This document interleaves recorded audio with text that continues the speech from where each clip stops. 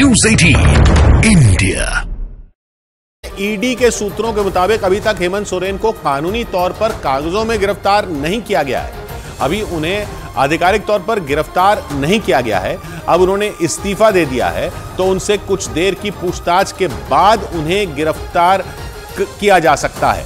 आनंद तिवारी हमारे साथ जुड़ रहे हैं। आनंद, तो अभी और पूछताछ होगी?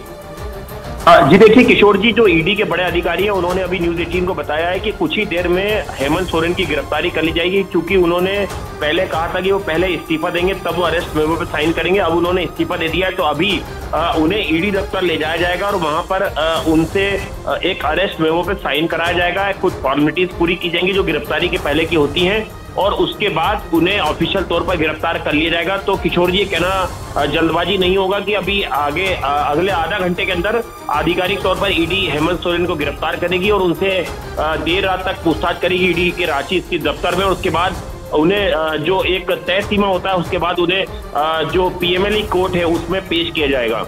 तो यानी अभी वो राजभवन से इस्तीफा देकर फिर घर गए हैं, घर से वो ईडी दफ्तर ले जाए जाएंगे, वहां उनसे अरेस्ट मेमो साइन करवाया जाएगा, फिर उनकी गिरफ्तारी होगी और फिर और पूछताछ होगी। ये तस्वीर बिल्कुल किशोर जी, आपने बिल्कुल सही कहा। अभी उन्हें ईडी जो है अपने साथ ईडी दफ्तर ले जाएगी, वहां पर अरेस्ट मेमो पे साइन कराए जाएंगे और उस अरेस्ट मेमो पे साइन होने के बाद एक जो कानूनी प्रक्रिया होती है पीएमएलए की, उसको पूरी की जाएगी। उसके बाद ईडी जो है उन्हें देर रात तक पूछताछ करेगी और उसके बाद जो भी कानूनी विकल्प होते हैं, उनके जो वकील होते हैं, उनसे उनको मिलने की इजाजत दी जाएगी और उसके बाद उन्हें 24 घंटे के अंदर जो कानूनी प्रक्रिया होती है उसके अंदर जो है उन्हें ईडी की कोर्ट में पेश किया जाएगा। जी हाँ, तो ये अभी तक का ये पता चल रहा है कि वो अच्छा। और ये बताइए आनंद, क्या ये इस्तीफा उन्होंने दिया, ये उन्होंने कहा कि वो अरेस्ट मेमो पर तभी साइन करेंगे, पहले इस्तीफा देंगे, इसलिए वो गए इस्तीफा देने और उनसे कह दिया गया था? जी बिल्कुल किशोर जी, हेमंत सोरेन ने ईडी के अधिकारियों से कहा था कि पहले राजभवन जाएंगे, इस्तीफा देंगे, तब वो अरेस्ट मेमो पे साइन करेंगे, नहीं तो उनकी गिरफ्तारी करीबन 1 घंटे पहले हो जाती। ईडी ने उनकी बात को माना और उन्हें राजभवन जाने की इजाजत दी। और जब वो राजभवन से वापस निकले हैं, तो अभी जानकारी मिल रही कि ईडी के जो अधिकारियों ने हमें बताया है कि ईडी उन्हें अभी ईडी के दफ्तर ले जाएगी, वहां पर एक अरेस्ट मेमो होता है जो गिरफ्तारी से पहले, उस पर साइन कराएगी और उसके साइन कराने के बाद ही उनकी ऑफिशियल अरेस्टिंग दिखाई जाएगी। क्योंकि कोर्ट में जब उन्हें पेश किया जाएगा तो उसमें बाकायदा टाइमिंग जो है वो मेंशन करना जरूरी होता है कि किस वक्त आपने जो पीएमएलए का आरोपी है उससे गिरफ्तार किया है। तो इसीलिए ईडी ने अभी आधिकारिक तौर पर हेमंत सोरेन की गिरफ्तारी की पुष्टि नहीं की है।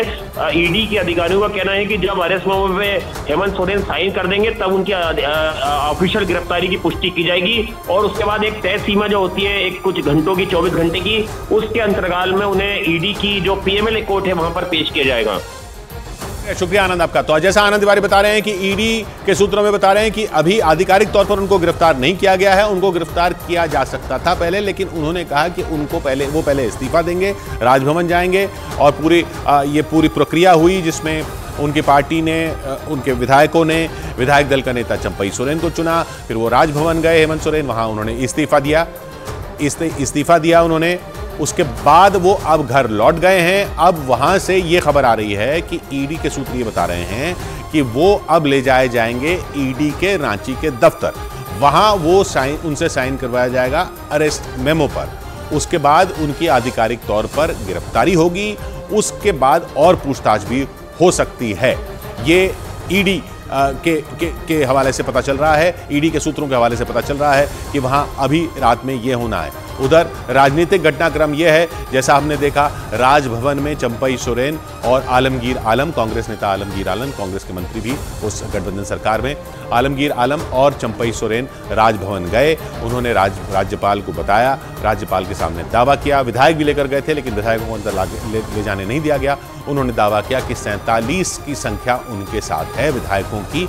80 की विधानसभा में, 81 की विधानसभा, एक सीट खाली है, 80 की विधानसभा में उनके पास 47 विधायकों का समर्थन है। ये दावा वो अंदर करके आए हैं। अब राज्यपाल को फैसला लेना है कि उनको कब बुलाना है सरकार के गठन के लिए। या उनको बुलाना है या ये देखना है कि दूसरी तरफ कितने विधायक हैं। अगर दूसरी तरफ से दावा आता है, दूसरी तरफ से दावा आने की संभावना तभी बनेगी जब जेएमएम या कांग्रेस में कोई फूट की संभावना बनती हो। और फूट की संभावना में पारिवारिक कलह का एक एंगल जरूर सामने आ रहा है कि जेएमएम में कुछ पारिवारिक कलह थी कि किसको अगला मुख्यमंत्री का दावेदार बनाया जाए, अगला मुख्यमंत्री बनाया जाए। उसमें फिर जब वो पारिवारिक कलह की बात सामने आई तो ऐसा माना जा रहा है, ऐसा पता चल रहा है कि उसी को देखते हुए हेमंत सोरेन ने अपने विश्वास पात्र चंपई सोरेन को आगे किया और विधायकों ने चंपई सोरेन को अपना नेता चुना और चंपई सोरेन आलमगीर आलम जो कांग्रेस के नेता हैं उनके साथ गए राजभवन और वहां उन्होंने दावा पेश किया। उसके बाद उन्होंने आकर यही बात दोहराई।